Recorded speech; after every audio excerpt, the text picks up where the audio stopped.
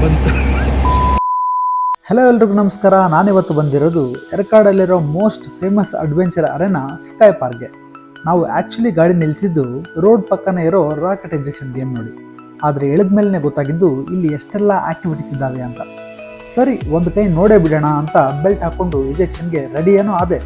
ಆದರೆ ಇವರು ಶೂಟ್ ಮಾಡೋರಿಗೂ ಗೊತ್ತಿರಲಿಲ್ಲ ಬಿಲ್ಲಿಂದ ಬಾಣ ಎಳೆದ್ಬಿಟ್ಟಂಗೆ ಫೀಲ್ ಆಗುತ್ತೆ ಅಂತ.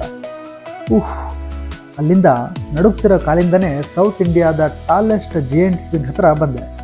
ಏನೋ ಜೋಕಾಲಿ ಥರ ಹಾಯಾಗಿರುತ್ತೆ ಅಂದ್ಕೊಂಡ್ರೆ 110 ಅಡಿ ಮೇಲೆ ಎಳೆದು ಸಡನ್ನಾಗಿ ಹಗ್ಗ ಬಿಟ್ಬಿಡೋದ. ಅಲ್ಲಿಂದ ಸೌತ್ ಇಂಡಿಯನ್ ಟಾಲೆಸ್ಟ್ ಬಂಜಿಗೆ ಬಂದೆ. ಕರ್ನಾಟಕ, ಆಂಧ್ರ, ತಮಿಳುನಾಡು ಹಾಗೂ ಕೇರಳ ಈ ಎಲ್ಲ ಸ್ಟೇಟ್ಗಳಿಗೂ ಇದು ಒನ್ ಆ್ಯಂಡ್ ಓನ್ಲಿ ಪರ್ಮನೆಂಟ್ ಬಂಜಿ. ಸುಮಾರು 197 ಅಡಿ ಎತ್ತರ ಕರ್ಕೊಂಡು ಹೋಗಿ ಹಾರುವಂತಿದ್ದಾರೆ.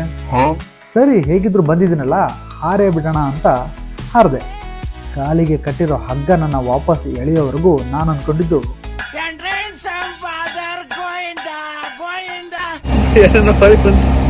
ಒಟ್ನಲ್ಲಿ ನಾನಂತೂ ಸ್ಕೈ ಪಾರ್ಕ್ನಲ್ಲಿ ಸಿಕ್ಕಾಪಟ್ಟೆ ಎಂಜಾಯ್ ಮಾಡಿದೆ.